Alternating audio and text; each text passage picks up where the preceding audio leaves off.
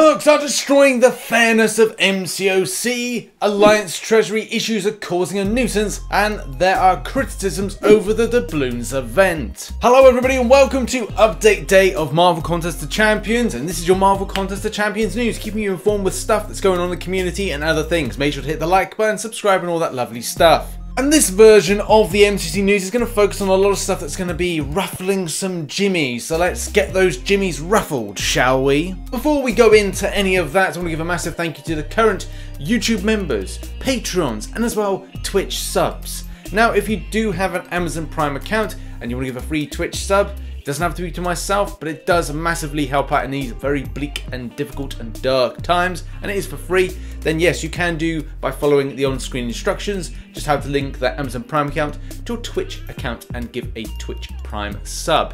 But in any case, and as well, like I said, you can help for free by just hitting the like button, subscribing, and as well putting post notifications on all, and getting involved with the comments down below. Now, as soon as I fed this Deadpool $200, that means it's time to awaken my Aegon. I mean, let's just get into the news, shall we?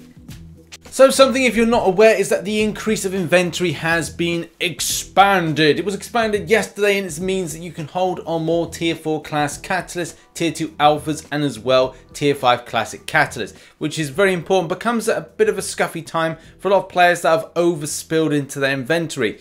And I know people have been pressured to rank up, so this would have been really nice probably about 1 to 2 months ago to help out a lot of those players, especially from the gifting event of 2019. Also in quick, I can't believe it's scuffed news, and that is the Treasury has disappeared and is not working at all. And this is something that has happened in the last 24 hours and kind of comes in junction with the new update that went in, and whether or not that has been directly affected by it is still yet to be known. I put out a notice to say that the team is currently investigating an issue with viewing Alliance Treasuries and donating to them. We're working on getting this resolved as quickly as we can. We'll post new updates here as soon as we have more information to share. This is obviously a massive thing that's going to happen to a lot of alliances and affects them as well when it comes to like donating, keeping tabs on who's donated what.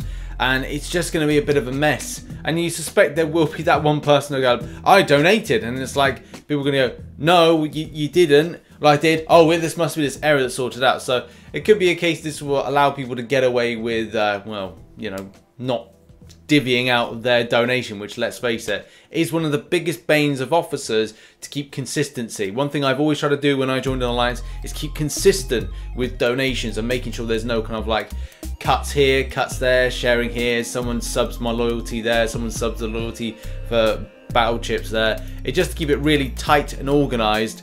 Just get it in early, get it done, and then grind everywhere else, and then get the stuff. That's always what I usually do. Next up, a little bit of a jokey thing, and that is defeating COVID-19 with MCOC. And as you can see, it just kind of talks about the ins and outs about social distancing, which, you know, it's quite funny. I like this. Like, this is good social distancing. That's bad social distancing.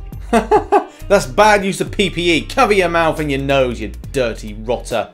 And yeah, that's good PPE usage, people. Next up, and let's talk about this Deadpool spring cleaning event. Now, I did do a video yesterday, but at the same time, it's just to give you a bit of an update. Will I be spending? I more than likely will buy one Odin, rather than buying 2 Odins and then going, right, well, you know, I get the generic. I'd rather do one Odin, get the doubloons, open up some crystals, but then have the units which I need actually for content grinding throughout the entire month, and maybe going into, say, next month. So that would probably be my plan, to buy one Odin, spend the doubloons on getting loads of 5 stars and whatever tier 5 basic 6 stars and whatever, in order to do like some videos and things like that, and as well do my Grandmaster initial clear, which will be done hopefully about Thursday time. So I probably will end up spending, but I'm a bugger for kind of making a decision very last minute on things like this. However though, let's talk about this event and whether or not it has facilitated any kind of happiness, and the answer unfortunately looks like, well, kind of no. Unfortunately, it's the case that free-to-play players weren't exactly given an opportunity to spend in this event. Would it have been good for Kabam to have something where you could exchange units for doubloons? Yes, that would have been good, rather than having to spend them through obviously grabbing them from the unit deals. But I'm not Kabam, I can't suggest them to do that. I could suggest it to them to do that, but let's face it, they ain't gonna do it. Either way, it's an option for people if they are looking to spend, they get some extras. Bit of a difficult one in this tough time to kind of push something like this. Obviously Kabam do pre-scheduling, but how earlier did they pre-schedule in the stuff yesterday against like when the whole kind of pandemic situation started is another thing. After reading through a lot of the forum posts, actually every single page and everyone's point on the matter, I think we could just kind of put it down to this. Kabam put in an event that would have been nice for them to add in extras that would be purchasing, say with units, things like the doubloons, and obviously give you that option for those free-to-play players that kind of save up for the July 4th, Cyber Monday or Cyber Weekend offers where they're able to exchange their units for stuff like that opportunity to do so, which again gives everybody this feeling of inclusion.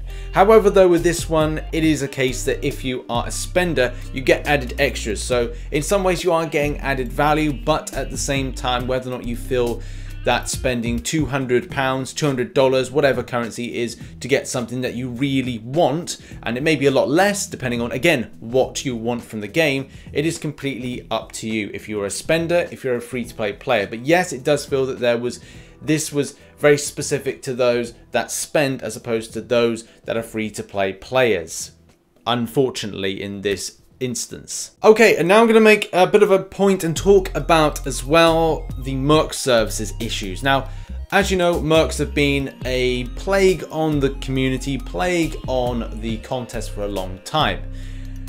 Obviously, the Mercs will disagree with that kind of sentiment. But here's the thing, Lagacy made a video, and obviously this is a big point to shout out the fact that he was denied a position of getting a Legends run based on these Mercs taking other people's accounts and making them Legend accounts, and as a result it means that people's hard-fought grind is not there. You can check out the full video by going to the link in the description. But here's the thing, ladies and gentlemen, Ilax Skills has been at the throats of these Mercs for a long time, taking them on and fighting the good fight against these. He's been creating so much awareness of the Merc Services and Merking being such a problem for the game. It is important to say, like, look, I know people were saying, like, you know, Lagacy, mention this, what are my thoughts on Lagacy, but at the same time, do point out the fact that Ilax has been out there taking them on, regardless of what people think about that. The fact is, look, there was someone out there taking on the Mercs. But here is the sad thing about this. Merc Services have been around for as long as there's been gaming, which, look, you know, if you're not new to this, it's the case this has been in gaming for a very, very long time. And you can find tons of websites offering similar or different services that again are all down to Merc Services. Boosting your rankings, getting you elite items, weaponry, gear, you name it, there's a Merc service in order to cover whatever you want. PC, mobile, it is out there, console as well. So who is really to blame for all this going on? Well, everyone is. The greedy person that goes, I want this and I want it now, and therefore is like, I'm going to throw some money at this random person who is doing a service to go, oh, do you know what, I'm going to do this because I want some money and I'm good at the game, so therefore why don't I kill two birds with one stone and do that. Kabam, because they can't put anything in place in order to sort out any of these issues. Can they track these people down? Yes, they can ban these people that look like the activity is like they're pinging left, right and center. Oh, someone's just done something in one country. Oh, it's a case they're playing in another country. Yes, that is suspicious, and maybe Kabam could sort that out. Everybody is in the wrong with all of this, but the difficult thing is saying, well, what can anybody really do? Like I said, there are games that have done this in the past. 2004 World of Warcraft was when I first learnt about this kind of stuff, and let's face it, what? That is 16 years ago and it's still a thing, which is, again, really sad. Look, at the end of the day, I have so much sympathy for Lagacy on this situation because it does suck for the level of effort that he put in, as well as so many others that got denied based on Merc Services. And obviously they picked up, we can see the times here, they picked up obviously the Legends run over Lagacy, getting that lovely Wolverine, which I would have loved, but it's not going to enter into crystals anytime soon. At the end of the day, is there anything Kabam can really do about this? And I don't think they can. If you imagine you are a Merc, I'm a Merc, somebody's given me an account. I've then decided if I'm smart enough, I'll use a VPN to then go, right, well, where do you live? I live in this town of this city. Right, okay, well, I'll VPN ping to your country, or maybe like wherever, or try and more kind of like better way of doing it. And then going right, well, I'm obviously in your country. So they would go, Kabam would see, oh, I see Joe Blogs, he's pinged to like another location in the country with that account, if they can read that. So therefore it still looks like it's relatively normal because you're in the same country. Either way, the punishment side of things is that they would punish people after the point. So therefore going, right, well, position 101, oh, somebody obviously Merc Service, so we'll take position 50 out because that was the punishment, and then Lagacy gets position 100. It's not going to be like that, and Kabam need to learn to try and sort out that one, and maybe kind of taking those steps to go in post who is up to no good. But again, they can't do that. That's my 2 cents. That's me covering it, and obviously we've got to move on to the next story. Now on to one of the most important stories, and that is arena predictions. And it's weird to see Aegon re-enter this arena. Now I'm going to go with, and I will be kind of talking about the 2018 cutoffs as well, because it's mega. Right, so this one I think is going to go 70 mil for the 5-star, 10 mil for the 4-star, and 1.2 mil for the 3-star. And I do base that on a lot of the, well, unfortunate hype. Now I will be disappointed if this champion goes about 50 odd mil. I was thinking about grinding out for Aegon, but if I do, I would largely see what happens for round 1 and then make a decision for round 2. Personally, I can't really be bothered with the time. 3 days away from planning wedding stuff and other stuff like that, and just getting my life sorted out is just something I don't see any value in personally.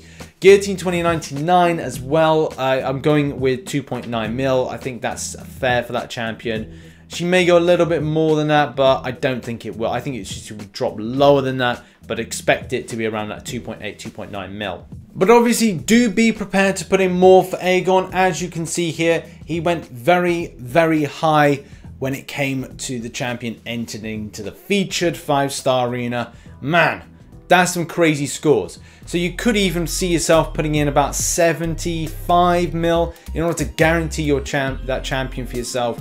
So yeah, do go into that arena at your own peril, as it will be a case that you will be disappointed by the end of it. There'll be very few people happy about it, and there'll probably be some Merc Services in it. Why not? There we go. That has been your Marvel Contest of Champions news for Wednesday. This is update day, so do expect another couple of videos from me, which will probably be boss fights and as well just my first initial impressions of rifts and whether or not this chronometer and just explaining it and stuff like that, and targets, and there'll probably end up about 4 videos from me today if I'm being honest. But in any case, check out some content up here. I'll see you all later on, and maybe a live stream depending on time. Bye bye for now.